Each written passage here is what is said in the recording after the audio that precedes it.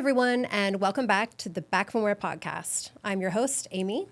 Today's episode is all about a challenge we hear from brands of every size, especially in service industries like HVAC, pest control, plumbing, lawn care. How do you scale personalization and design an intentional customer life cycle without losing the human touch that makes your brand so special? Here to help us explore this, I am very excited to bring with us Gary Burch. Gary is a seasoned expert in the home service space. He's worked with dozens of brands on modernizing their marketing, designing smart lifecycle journeys, and creating experiences that actually deepen loyalty. Gary, welcome to the podcast. Thanks, Amy. Happy to be here. Yeah, we're so excited to have you. Hey, this is such an important topic. I literally talk about this topic every day, so I'm excited to be able to dive into this with you. Yeah, there's a lot of vocab that we use as we're talking about this industry that maybe not all of our viewers will understand. So I thought we could start by kind of touching on some of that vocab and making sure that we are speaking about it the same and our viewers understand what we're talking about. For sure, I agree. Great. Okay, so there's a few of them. One is customer experience, and we use that kind of interchangeably with customer journey. Yep. And customer journey and customer experience, we speak about at Cinch as every touch point that is happening with your customers from the very first moment they hear about you until they're a raving fan of your brand or whatever at the end of the life cycle is. Yeah. And so that's how I look at customer experience and customer journey. Any differences there with the way you No, look at it? I think it's crucial for every business, right? But especially in home services, especially when you have people, technicians or service members coming to your home to do something for you. Yeah, you have to have a great relationship, and you have to understand and know what to expect from the customer experience side of things. And that's pre-appointment, that's during the appointment, and it's what happens afterwards as well. Yeah, yeah. So all of those things, all of those touch points together is the life cycle design. Yep. And really, when we talk about life cycle design or designing a customer life cycle at Cinch, we mean being intentional with the way that you plot out those touch points. So rather than just one-off promotions or things like we need more reviews, so we're going to send a review email asking people to leave us a review. Designing the life cycle means that we're saying, here's how we want people to come in, here's how we want them to progress through this journey that we're building for them, and here's what we're trying to have happen. Yeah, absolutely.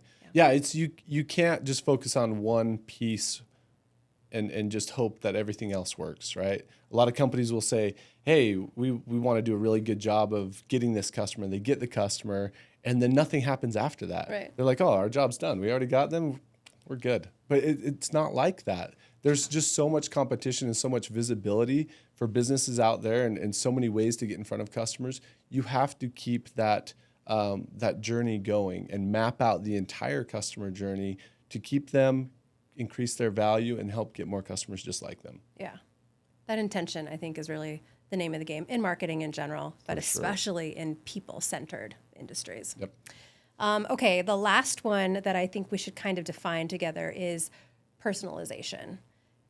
Personalization is not at all what it used to be before, I don't know, 5, 10, 15 years. I'm starting to date myself here. So when we're talking about personalization, we're talking about something deeper. Yeah. And Cinch specifically, which is the company that we work for, of course, the software that we're using, personalization means that we are actually paying attention to so much more than just whatever might be in the point of sale. We're paying attention to how frequently are you transacting and how much are you often spending, and do you come back on time or when we expect you to? Do you respond better to email or text? And all of those things make up what we refer to as behavior-based elements. And you use those behaviors to really add a deeper level of personalization, which, of course, as we believe, makes all the difference. Well, and it does. I mean, if you think about it, I love this example of, think about the companies that you opt out of text messaging or you unsubscribe from with email. It's typically those companies that send you messages all the time, but that are completely irrelevant to your interests or buying habits, right? That's where we separate things. That's where we see in marketing and communication these days, you separate yourselves is by going in and saying, hey, let's look at the behaviors of this customer. What services or products do they buy? When do they buy them? And when are some opportunities to insert promotions based upon their specific behaviors? Right. That's so much more than just their first name as part of a token in an email. It's you're catering all your communication around their behaviors, and it's different for every customer. That's powerful. Now that we've gotten the definitions out of the way, we're all on the same page. Let's start to talk about some of the challenges. As you know, a lot of businesses are not personalizing their marketing the way that they could or should be. So what is the biggest challenge when it comes to brands actually using personalization? Yeah, I think as companies grow, what tends to happen is they've been able to keep a really nice personal touch. Think of in terms of service businesses. In fact, I actually had this conversation earlier today. An owner has this company, he's doing really good, it's scaling, it's growing, he's sending out emails and text messages and personal phone calls, and the customers love it, it's great. But he starts getting a lot of business, right? Then what happens is, well, how do you keep up with all that communication? And naturally you drop some balls. It just happens. So you've been following up with them, but now you're so busy that you can't thank them after your initial appointment or whatever it may be. So things just start to fall off. So then the tendency is, okay, well, now I got to hire people to do this. And so you hire a bunch of people that now you have to train, right? And again, what drops off are the luxuries. It's the extra communication, the extra touch. So what you see is that companies that have that mindset, they're like, oh, I want to be so personalized, that they end up sacrificing efficiency for that. And therefore, eventually you get to a breaking point. Right. So you're sacrificing consistency and longevity too, For sure. not just efficiency, although definitely an efficiency problem. Yeah. Yeah, you can't respond to everybody forever as your business grows and you have more and more customers. Absolutely. Well, and then the amount of employees it takes to communicate as you scale, I mean, you can't just keep hiring more and more employees, because then there's a lot of variation in how those employees work and how effective they are. So you need a tool that can manage the automation without sacrificing the personalization. Right. So tell me, what would you say are the biggest opportunities that are missed by brands who don't figure this out? Because it is a big problem, and we know that they're saying, well, we're a person-to-person business. Yeah. We don't want machines to handle this, so we're going to try to do it ourselves. It starts to fall apart. It's not done consistently. And so then they just start to not do it or do it poorly. What's the threat there? What are the opportunities are missing? Well, yeah, I think the problem is disjointed customer experience, right? Where maybe you're focusing on you've got your customers, and then you focus on getting new customers, so you don't keep in touch with your current customers. So you risk losing customers, and retention goes down. You risk not communicating well to your customers and letting them know what you offer and how you can truly help them. And then just the life cycle overall, it's very clunky, and customers feel that, and there's just too much challenge within what you're trying to do, because there's too much to do. Right. That makes sense. I unsubscribe from a lot of marketing promotions and communications. Mm-hmm. I imagine that not putting in the effort for that personalization, whether you're doing it manually by hand or whether you're using a system, and you're sending the wrong message to the person, or you're maybe sending me 3 emails instead of 1, I'm going to unsubscribe. Exactly. And so I think not only are you decreasing the impact of the stuff that you are doing now, you're potentially setting yourself up to not have anybody to do it to down the line, when everybody starts to unsubscribe because you're sending them irrelevant messages at the wrong time. Yep. Or they're telling me to go to the location 5 cities over because I went there last time, but really I live in this city, or something along those lines. Yep. So it's inefficient for them. They're going across multiple towns, right? And I think that's super important, the life cycle design, right? I think companies, when they're getting started, they're excited about things, but do you really think about the entire path for your customer? And I think that's what's missing for a lot of businesses, is they're like, I got the customer, now what? But you can plan this out, and you can do it really easy and efficient, and you can start very simple with it too. Yeah, I think it's very scary for people to talk about, but if you just sit down and start to really map it out, it's not that difficult. Yeah. You know what you want your customers to be doing. And I think it takes away the fear and the anxiety around it and what happens to your customers. You're like, okay, we've got a plan here. We've got a plan to not just get them, but to keep them and to increase their value over time. Because I mean, studies show, especially with home services, if you offer multiple services, the more services they have, the stickier they are, and the more likely they are to recommend their friends and family. So we want them to be customers, and we want them to be invested into your business. And that's by taking good care of them. Yeah, definitely back to the point. Seems like a really big threat, a really big opportunity that they're missing out on. For sure. Yeah. So in your experience working with all these businesses that you work with all day, every day, what are some examples of a brand or even just a single business that's doing this well? Yeah. I think for me, it starts in the very beginning, right? Setting clear expectations with your customers. I think this is so important because a lot of times, again, going back to what we talked about earlier, where you have somebody coming out to your home to do a service, whether it's HVAC, pest control, whatever it may be. A lot of times they don't know what that process looks like. So if somebody could be added to your schedule and you can automatically send out communication of, hey, welcome to our company. We're so happy to have you. Stay tuned for more info about your first appointment. And then you wait a certain amount of time, a week or two or 2 days before their appointment, say, hey, here's what to expect at our appointment. Your technician's going to be here, and he's going to do this, this, this, and this is what you should see after, right? Like in pest control, for example, the pesticide can take up to 24 hours to do its job. So let's say a technician sprays, and then you see, it stirs things up. You see more bugs for the next couple hours. If you don't know that, you could run to Google and be like, terrible experience. There's more bugs than ever before, and they just sprayed. Worse than it was when I called you. And how bad is that? And you, as a business, you're like, oh, that's not how it works. Like, if you didn't set that expectation, then that's what a customer believes, right? So I think that's one big example, is just setting clear expectations. Do you find that when you bring people into using a platform like Cinch, they are not doing that, and then they start using a tool that allows them to? Is this a piece that's often missing?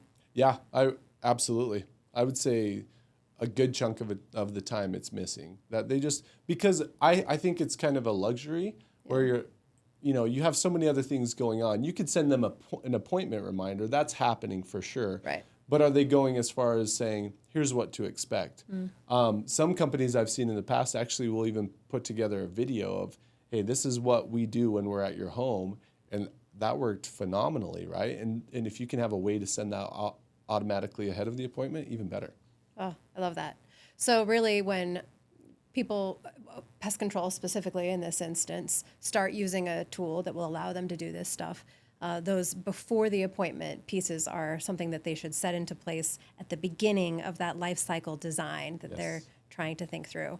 Okay, so then what are good brands doing after that? What does the life cycle look like after that point? Absolutely. So then, of course, is the piece of gathering even more information. So you could talk about Google reviews, right? We have some really large pest control companies that have done phenomenal things with Google reviews, targeting specific segments of their customer base, right? Their highest value customers to get good reviews, and then leveraging those great reviews to get referrals, right? So a 5-star review comes in, you can automatically trigger communication to say, hey, we appreciate you so much. We appreciate your business. We'd love to take care of your friends and family, and then offer them some sort of discount to refer friends and family.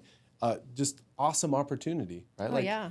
Use your best customers to get more customers just like them. Yeah, your customer lifecycle marketing becomes your prospect marketing. 100%. Yeah. And who are the customers that you want the most? It's referrals. In any business. Any business will tell you that. Your best customers are referrals. So what I'm hearing from you is that in an ideal situation, the life cycle that you're designing is not just do this, then do this, then do this, then do this. It's back to our point about personalization and behavior-based marketing. It's that life cycle journey can split off based on who they are or how they're interacting or what you start to know about them. So like, I think you were talking about Google reviews. If you send a survey, oh, that's not what you were saying. You said if they do a good Google review, then you can send them a message and ask for a referral. But Yeah. it could go the other direction too. I send a survey post-service, Yep. and if they give me bad feedback, then I address that. And then after that has been addressed, then I can ask them for a review. Or if they leave me a really great survey, then I say, hey, would you mind sharing your experience online? Absolutely. So that life cycle journey can really split off into different directions. I think you were saying something about your high value customers a minute ago, which in other industries, some of the brands that I have seen be really successful, they're treating their high value and their low value customers differently. You put more money into some, you send more messages or less messages, just whatever you have found to work best from your business. Personalizing that life cycle, the journey of that life cycle can be very different based Well, on. everybody knows the 80-20 rule, right? 20% of your customers bring in 80% of your revenue. Right, So yeah. that goes into it. Like, you want to focus on your high value customers and find more customers just like them, right? And that's another way that companies are utilizing their data, and that personalization is they're saying, okay, we have this customer who's been a customer for 4 years, but they still only have one service. We offer all of these other services. Have we at least let them know that we offer this? And I hear it every single day, especially in the pest control space, of like, you go out to a home to do like just a general pest control service, and you see a flag in the lawn that's Mosquito Joe or Mosquito Squad.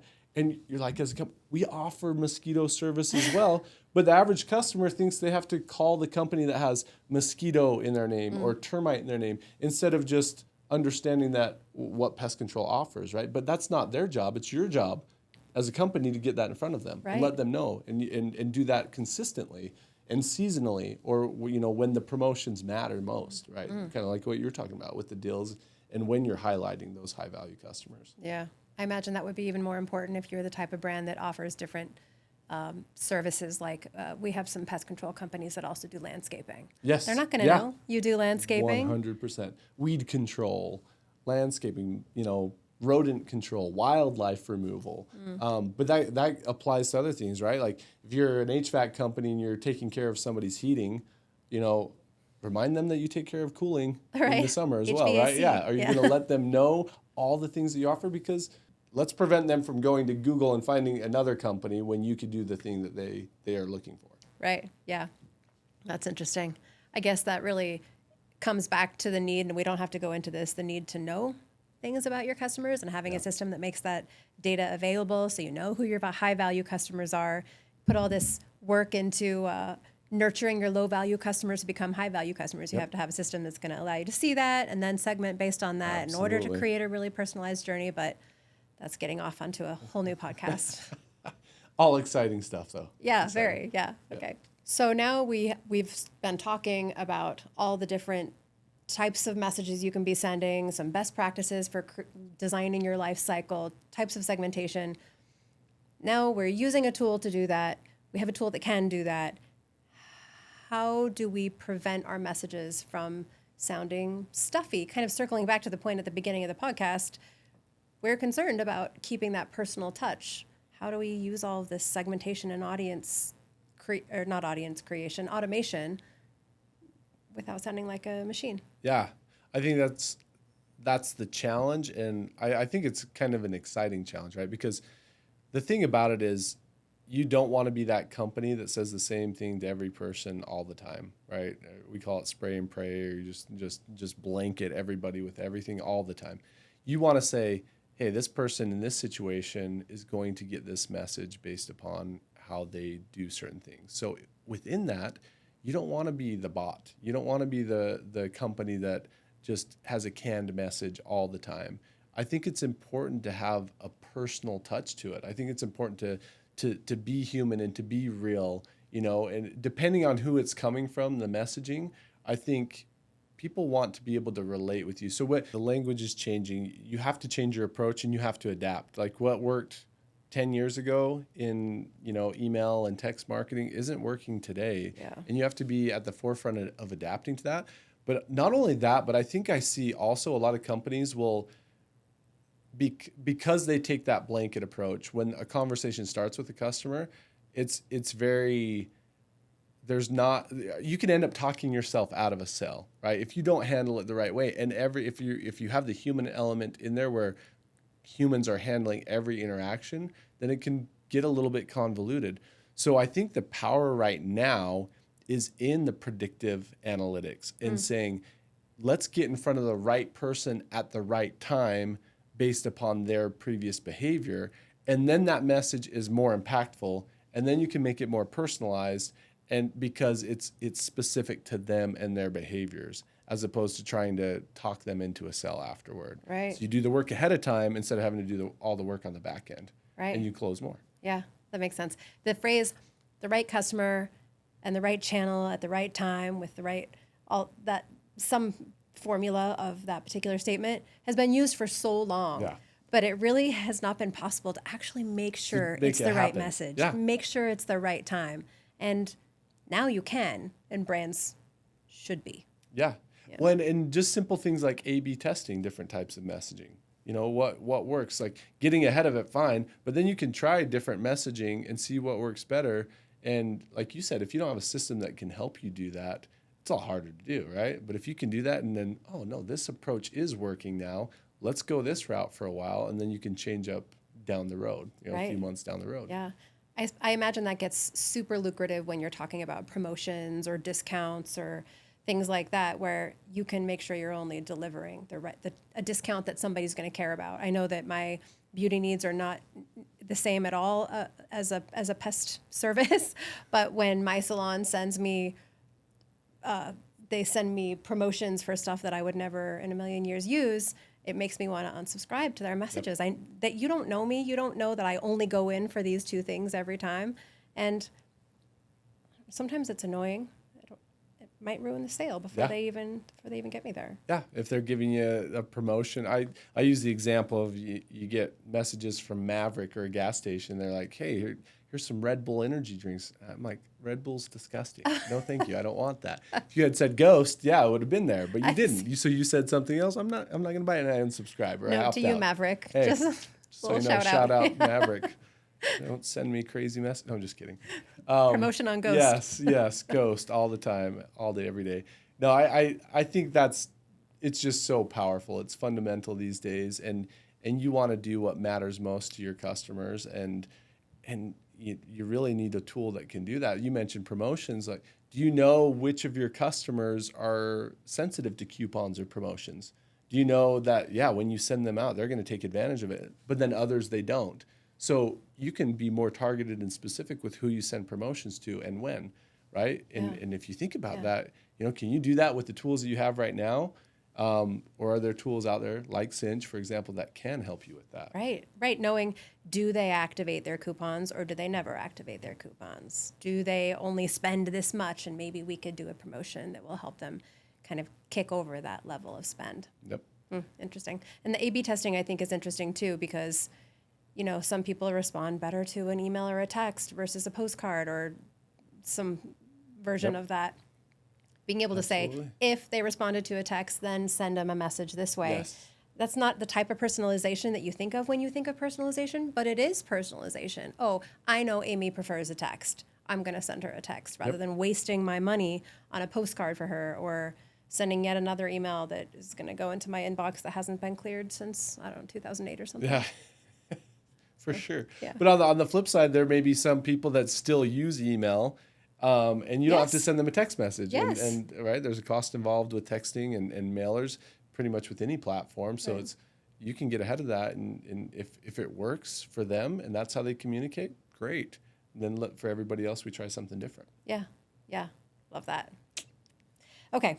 We're going to do some rapid fire Q&A. Are you ready?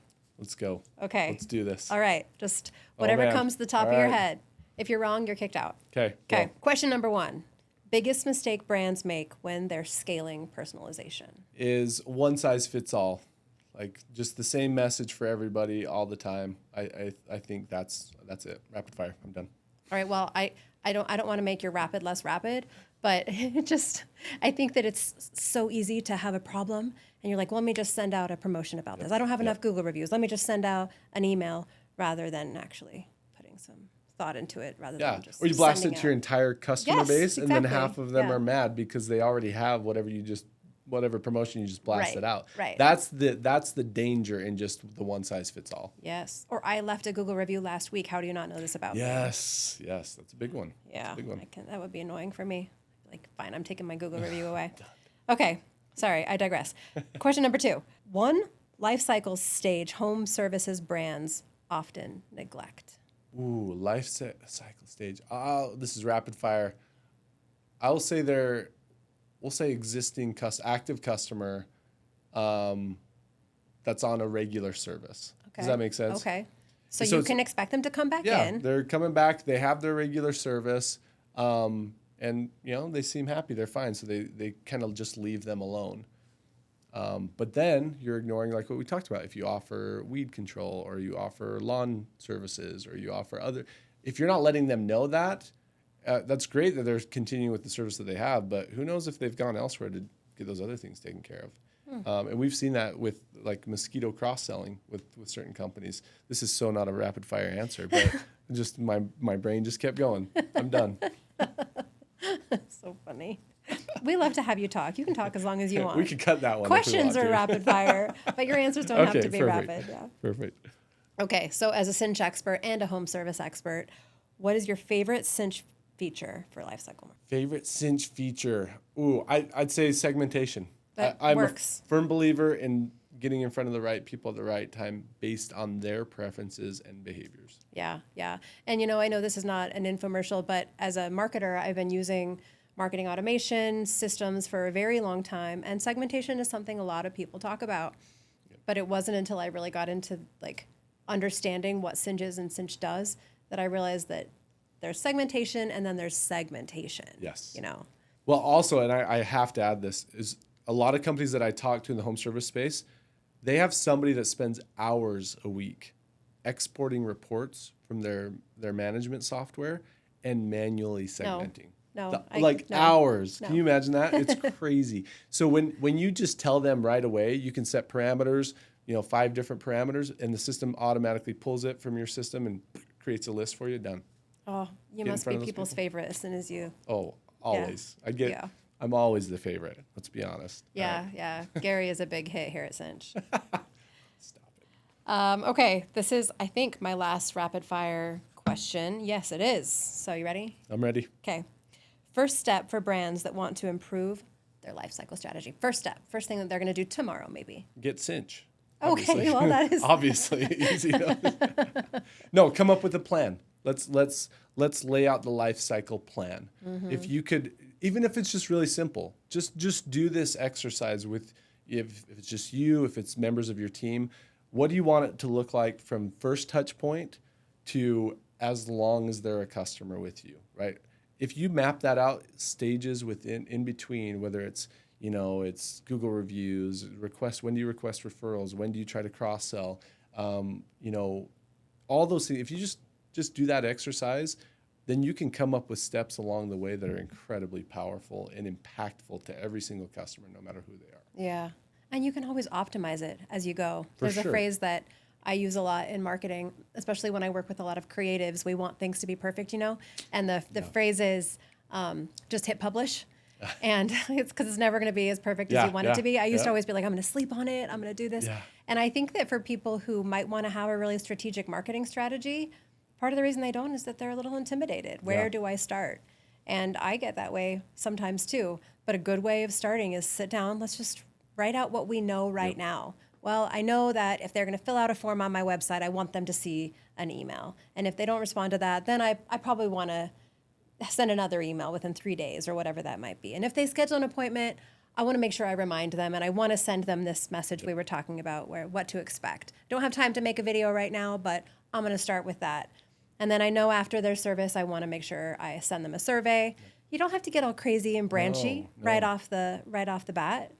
So then launch it this way. Start to do it manually if you must, and then until you realize you need a new tool, and then get crazy and watch what happens. One of my favorite things in Cinch is the real-time view of where customers are in the journey. There's like a bubbles. little bubble, Yeah. that says 17 people have hit this email, and then 3 people have hit this Yep. piece of the journey. And you can just watch people. You're like, this is working. Yeah. Look at this go. Yeah. So add more branches, Yep. see what happens. Yeah, I firm believer that action creates momentum, right? Yeah. You've got to map it out first. And then I always say you need a vehicle to deliver the type of communication that you just imagined, right? And thankfully there are tools out there that can do that. And Cinch being one of them. Yeah, Cinch being one. The best. The best. Obviously. Yeah, whatever. Clearly. All right. Well, if there's one thing that our listeners can take away from this interview with you here today, what would you say that it is? Maybe it's the same thing you've already said. Yeah, I would say get started and let's work smarter, not harder necessarily, right? There's a way, the companies that I've seen grow and be the most successful are those that combine personalization with automation, or I'll replace that word with efficiency, right? It's like you have to find a way to scale. We've talked about that. So there's a way to do that. There's a way to, it's funny in home services, you get some companies where they are so set on that they have to call these are old school companies, but we have to call our customers because they really want that. And the way I would combat that is I'd say, do they want that? Or is it just what they're used to because that's how you've done it, right? And I would tell you that company or customers and consumers, we are in an age of communication and so many touch points that you want to make those touch points valuable. And you do that by understanding who they are and what their behaviors are and getting ahead of that. That's what makes the impact. Right. I love that. You've taught me so much today. You've taught me a lot. Oh, great. I love that. A lot more, actually. Well, thank you for It's a lot of joining fun. us. Yeah. Good time. Thanks for being here with us. And for those of you listening, if you want to learn more about how Cinch helps brands scale personalization through behavior-based lifecycle design, visit cinch.io. Thanks again to Gary, and thanks to all of you for listening. We'll see you next time on the Back from Where podcast.